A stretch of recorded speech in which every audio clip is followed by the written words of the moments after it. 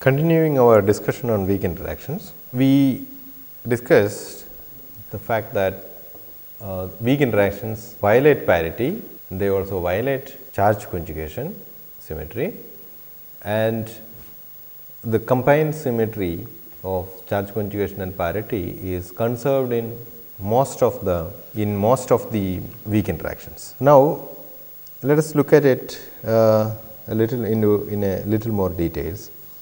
Let us look at the parity of quantum number, how we can assign the parity to the wave functions. Quantum mechanically, wave function, let us say r theta phi, let us consider the case where this can be separated into the radial part and the angular parts. The angular part is called the spherical harmonics, like in the case of hydrogen atom. What does parity do to this? R theta phi, the polar coordinates under parity goes to r pi minus theta and pi plus phi. How do we see that? Let us look at the theta. R is just the magnitude of the position vector, which remains the same whether it is in one direction or opposite to that. Therefore, parity will not do anything on that, that is a scalar quantity. Now, theta, let us take the y z plane and consider the position vector lying in that. In that case, this is your theta, the polar angle, and under parity it will go to minus r, and this angle is now theta. And what is the polar angle of minus r? It is the angle measured from z axis, which is pi minus theta. It is clear. So, under parity, theta goes to pi minus theta. For the case of azimuthal angle, let us go to the x y plane. So, it is the x y plane. In the x y plane, projection of the position vector, let me call that rho, which is equal to r sin theta cos phi x plus sin phi y, as you know. Let us say it makes an angle in this particular situation a phi with the x axis. Under parity, it will go to the opposite direction with phi here. And what is the angle that minus rho makes with x axis? It is pi plus phi. So, that is what you have here. And what about y l m theta phi? How does it go to what does it go into under parity? Just note that this is proportional to Legendre polynomial, associated Legendre polynomial as a function of cos theta times exponential I m phi. These are the phi and theta dependence of the spherical polar coordinates, spherical harmonics y l m, and the azimuthal angle under parity goes to pi plus phi, and e power I m phi will go to e power I m phi plus pi under parity, of course, which is equal to e power I m. Okay, let me write it as I pi m e power I m phi, which is equal to minus 1, e power I pi is minus 1 power m e power I m phi. So, there is a factor of minus 1 power m that the e power I m factor, I m phi factor picks up, or the azimuthal part of the wave function picks up. What about the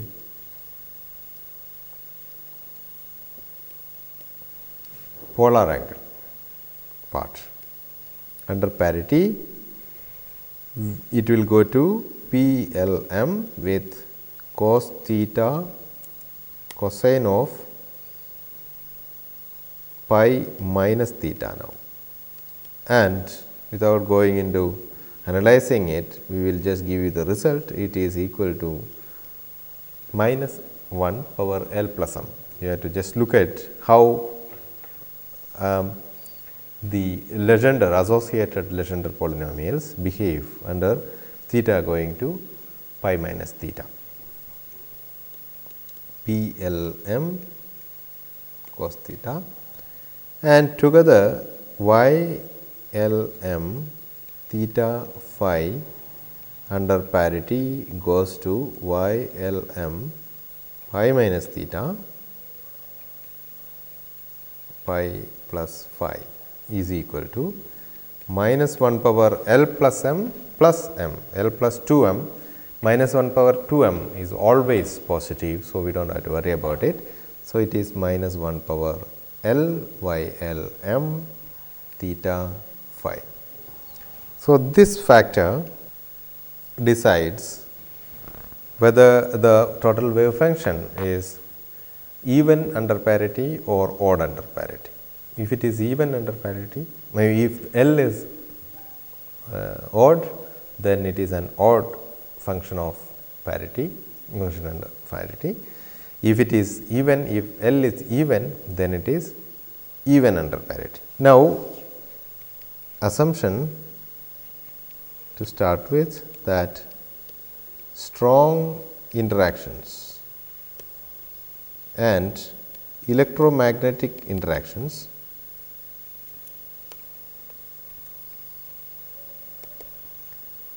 conserve parity.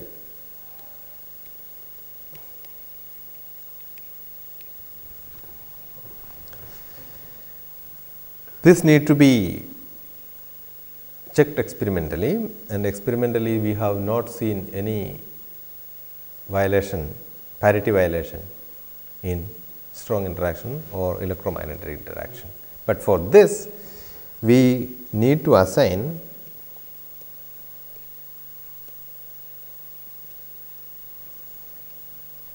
intrinsic parities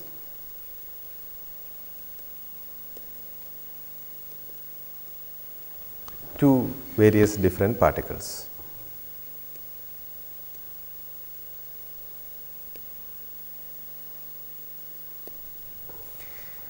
Okay. When you talk about intrinsic parity, we do not have any wave function like this that we can, and orbital angular momentum that we can think about. A particle is a particle which has maximally, which can have a spin to this thing. So, without going into how exactly that comes about, there is the question that we will ask is, looking at various different reactions, is it possible to assign intrinsic parities to particles, different particles consistently, so that the strong interactions and electromagnetic interactions conserve parity? Answer is yes, this can be done consistently. So, what we have to do is to say psi, the particle wave function,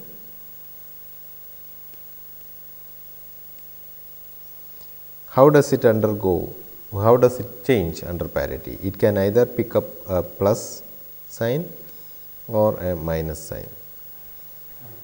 Okay. So, this is called even parity and this is the odd parity. So, even and odd parity for these particles can be assigned consistently. So, how do we do that convention? To start with, spin half particles like proton, neutron, electron, muon, etc., neutrinos, etc., all have positive parity. Antiparticles spin half like antiproton, antineutron, positron, mu plus, etc., have negative parity, or I can write as even parity and odd parity. Other particles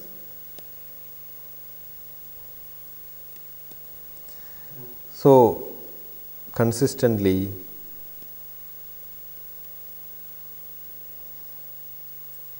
considering reactions. For example, pions, pi plus, pi minus and pi 0 all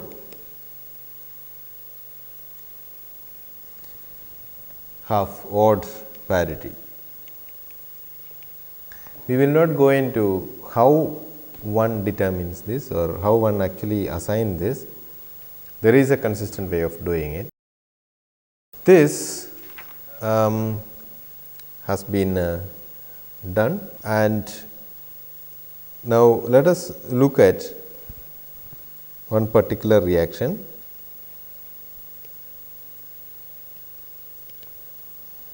Observation of K0 decay.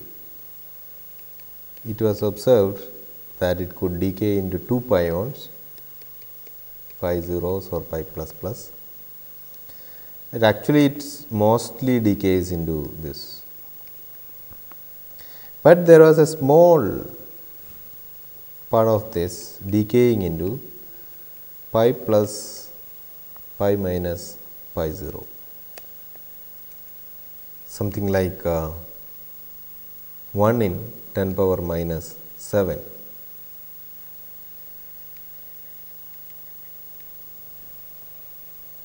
Decays to 3 pions. Now, if pion has odd parity, parity minus 1, the final state of the first reaction decay gives together parity plus minus into minus.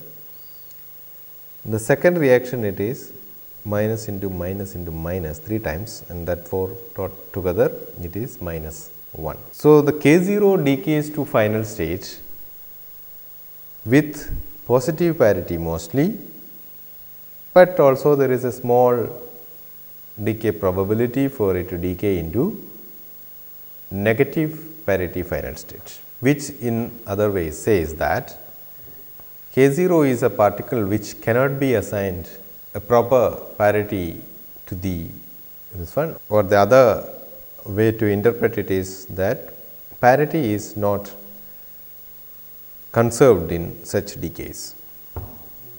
It can decay into positive or negative parities. There was also an observation of similar other particle K plus going into pi plus, pi 0 or going into pi plus, pi minus, pi plus, 3 pions or 2 pions.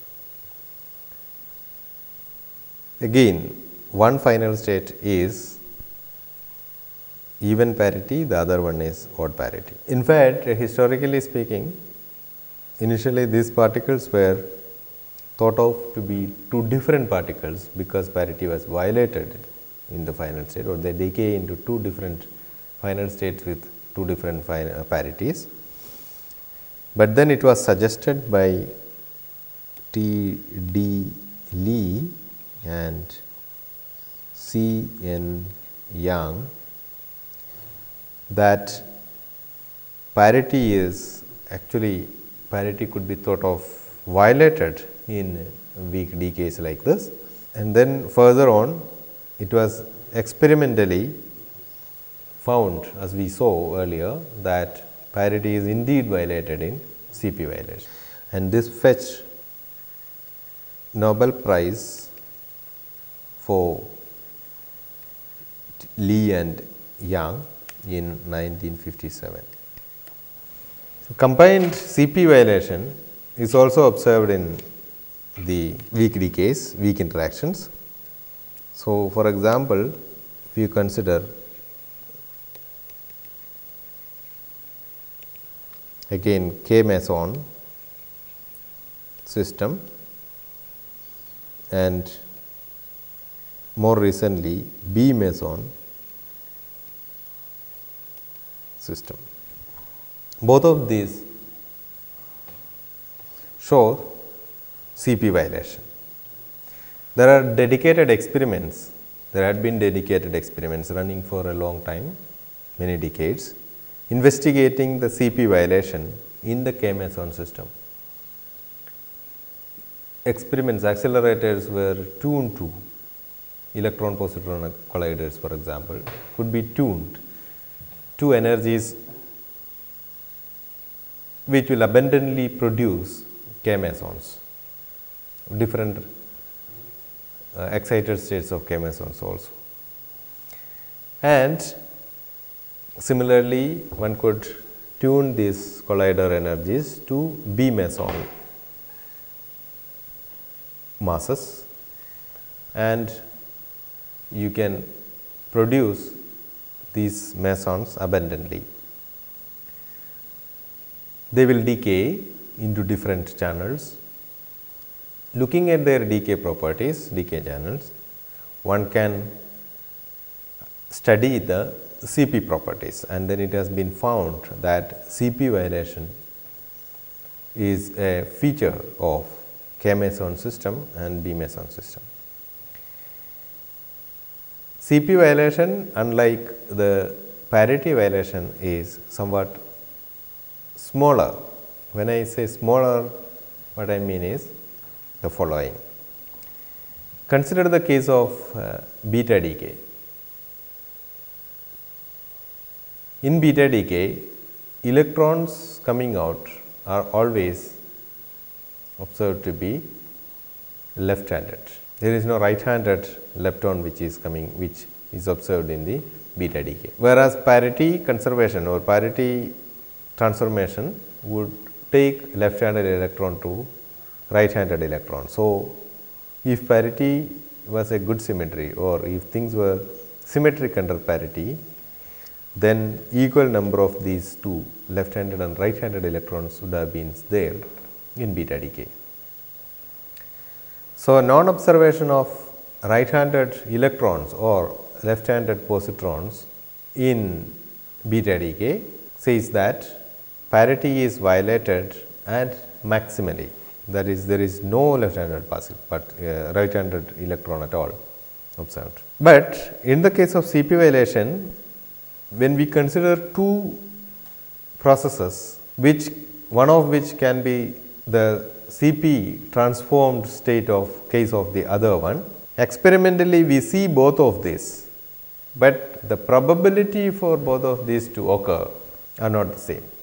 That is the kind of situation that we see in experiments. For example, if something happens at 100%, some decay, particular decay happens at the rate of say 100 in a particular time interval for a particular sample, and a sample which can be obtained by CP transformation decays to the CP conjugate of that final state, not 100 times, but something like say 90.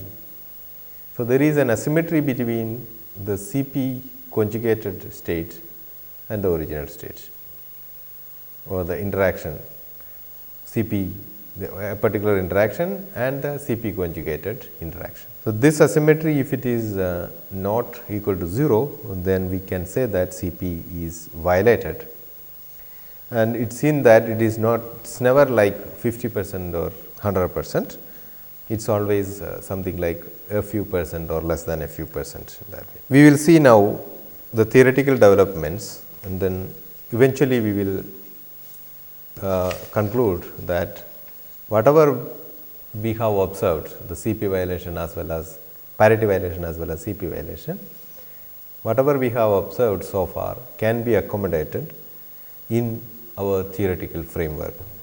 So, let us look at the theoretical development again.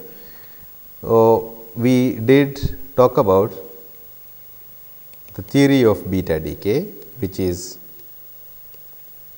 was proposed by Fermi. So, Fermi's theory was that you consider the invariant amplitude like two currents interacting with each other, UE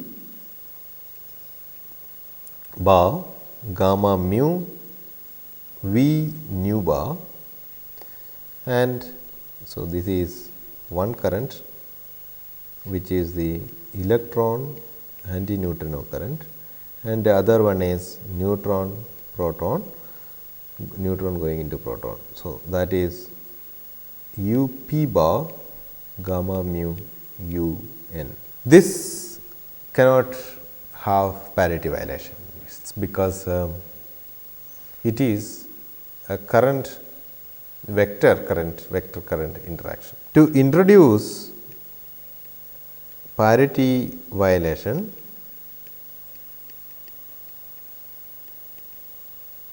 one can look at the interaction in a similar fashion with a slight change. The current is now U e bar gamma mu 1 minus gamma 5 by 2 V nu bar U p bar gamma mu 1 minus gamma 5 by 2 u n. So, Fermi's theory is not, it is modified, but it is not modified drastically. So, instead of a vector current interaction, now we have a mixture of a vector and an axial vector current. So, let me write down one of these currents, say the J E nu electron neutrino current as U E bar gamma mu 1 minus gamma 5 by 2 V nu bar.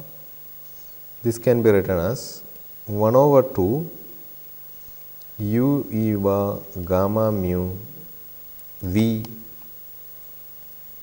nu bar minus U E bar, or 1 over 2 into U E bar gamma mu gamma 5 V nu bar. First one is a vector current, second one is an axial vector current.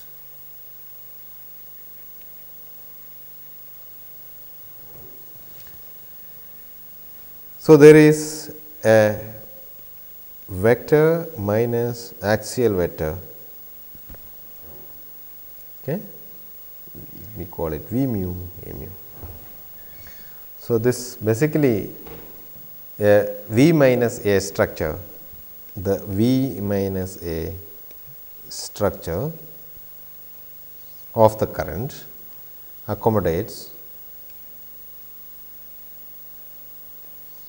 parity violation. How? Because under parity V will transform in a slightly different way compared to A mu. So, there will not be any particular way to parity transformation property for V minus A. So, that indirectly this theoretical structure will, when you compute the cross section or the decay probabilities, you will see that this will lead to violation of parity, that this particular structure and the parity conjugated structure will not give the same decay probability or transition amplitude. CP violation on the other hand requires slightly more involved analysis. We will come to that somewhat later. Now, let us look at the weak interaction further.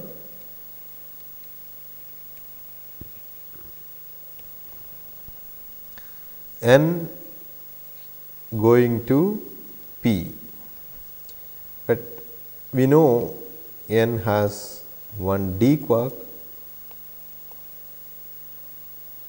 another d quark and another u quark, and proton has one u quark, another d quark, a d quark and another u quark. So, one can at the quark level think about a d quark converting into a u quark and an electron and antineutrino are created. We want to understand it in a way similar to the case of electromagnetic interaction that we had considered, meaning we want to actually connect these 2 points by some propagator, something taking this information from this conversion of the d quark to u quark. That information goes to the pair created and then that is connecting the electron neutrino current.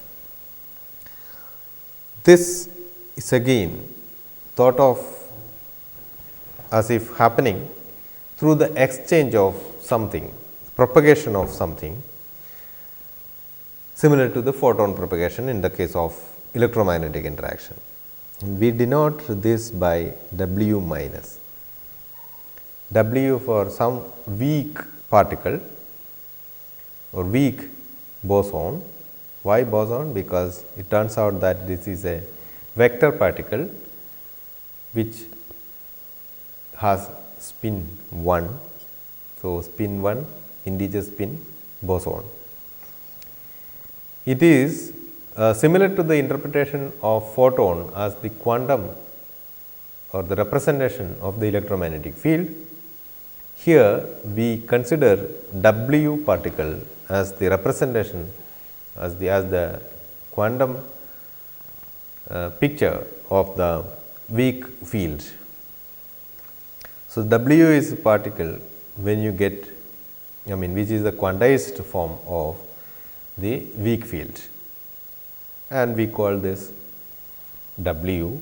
This need to have a charge because electric charge is changed when you convert a d quark to a u quark. So, to start with, d quark has minus 1 by 3 electric charge, is converted into at this first vertex here, converted into a u quark with 2 by 3 electric charge plus a W boson with minus 1 electric charge. Sum it up, you will see that right hand side has minus 1 plus 2 by 3. So, this is 1 by 3 which is equal to minus 1 by 3 charge. Similarly, when W goes to electron and antineutrino does not have any charge. W has minus charge bringing into that vertex, which is taken away by the electron. So, same thing. Okay. So, that is W minus going into E minus plus antineutrino. So, this is roughly the kind of split of this process. There are 2 currents associated with this, one associated with the conversion of D to U and production of W, and this W is then decays to E minus and nu bar. So, W minus is the weak gauge boson. We can look at other processes. It is possible to have a beta plus decay also, which is essentially P going to N plus positron plus neutrino, and this can be thought of as conversion of a U quark into a D quark plus electron plus a positron plus antineutrino.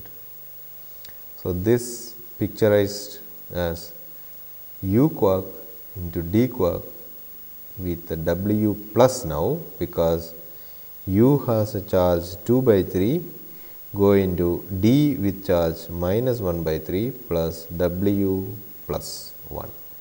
So, that charges are added up properly correctly. This will go into positron. When a positron goes out, we put the arrow in the opposite direction. So, it is E plus and nu E. So, positron takes away the charge which is the W plus, brings to that second vertex here. So, W plus goes to E plus plus nu E. So, we have another gauge boson W plus. So, weak, there are two weak gauge bosons now, W plus and W minus.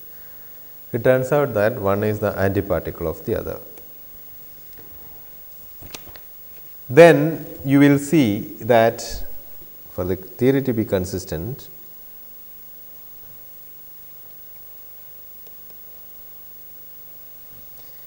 when we discuss the theoretical model, it will be clear we need another neutral weak gauge boson. This was in fact a prediction of the theoretical framework, the standard model. We will come to that in a little while when we actually discuss the formal framework. So, we have here W plus W minus and a Z0, 3 weak gauge bosons.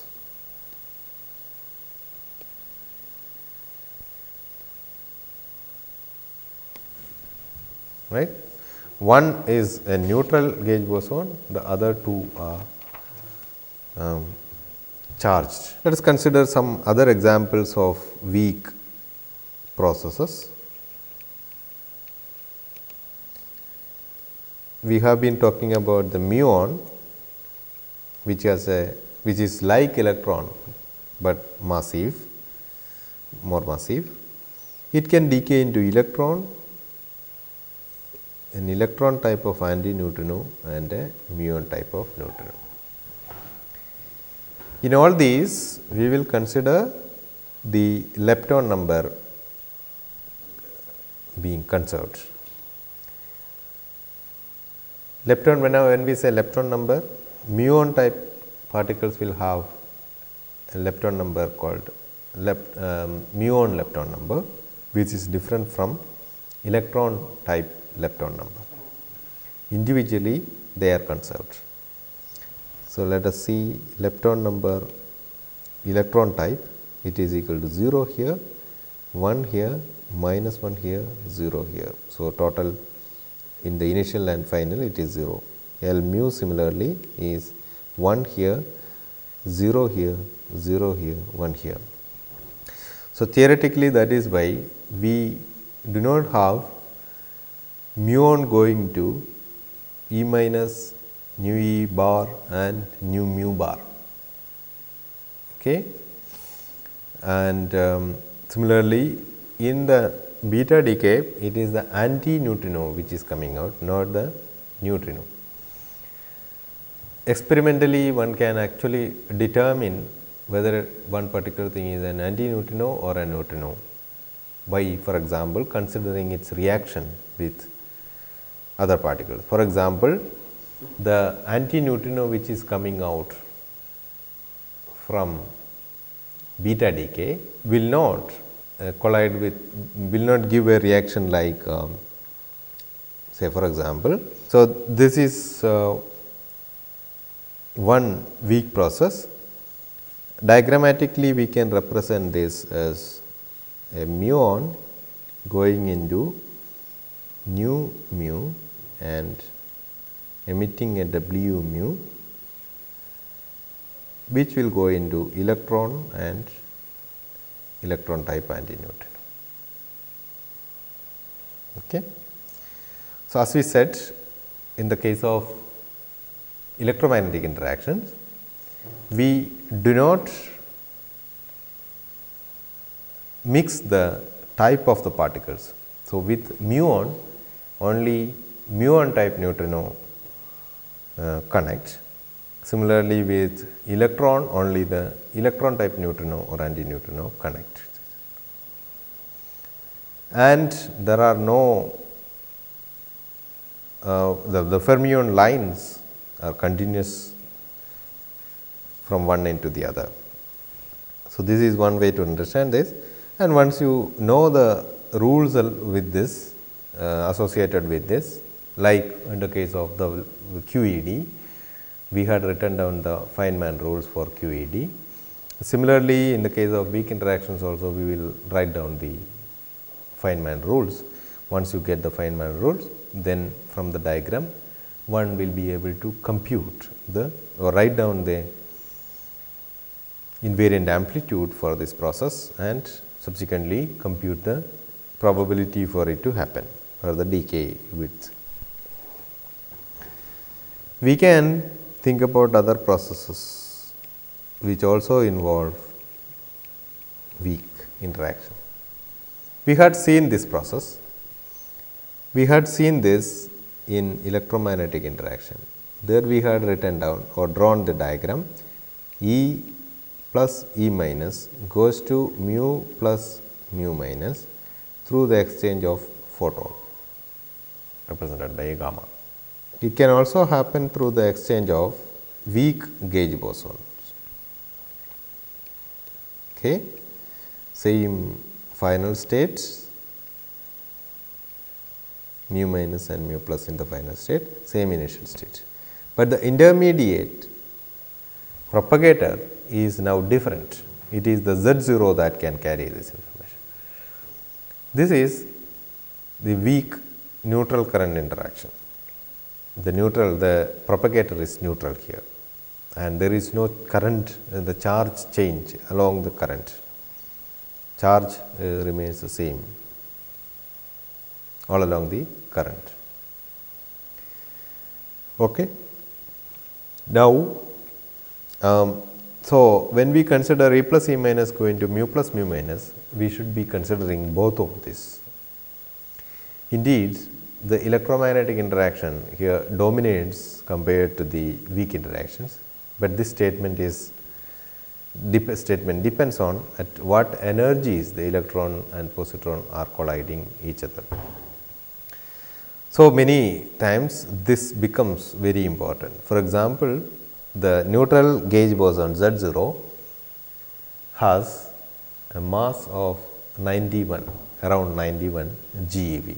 So, if you tune the energy of the electron and positron center of mass energy to 91 GeV, or it turns out that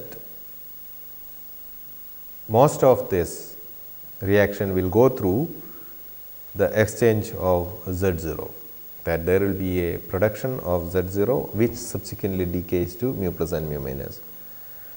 We will try to look at some of these processes later, but here we will just try to indicate that along with the electromagnetic interaction in many of these reactions, we will have to also consider the weak interactions. In fact, the neutral gauge boson and the neutral currents like what we have just now written down currents were discovered by the framework of standard model, which we will come to later, and it was subsequently discovered, and that was a big triumph of the model and gave us a lot of confidence in our analysis. There are also other processes like E plus E minus going to two neutrinos a neutrino and an antineutrino of this type. There is no way that this can go through using electromagnetic interaction in electromagnetic interactions. But in weak interaction, it is possible to have production of Z boson or exchange of Z boson between nu E and nu E bar. Well, rather than exchange, here one can think about production of Z0 and decaying into, which decays to nu nu. Similarly, E plus E minus going to nu plus nu minus, mu plus mu minus through photon can also be thought of as annihilation of electron and positron and creation of a photon, which then pair creates a mu and mu minus and mu plus. Okay. So, this is possible, but as I said, it is not possible to have E minus E plus annihilating to a photon and pair creating a neutrino and antineutrino.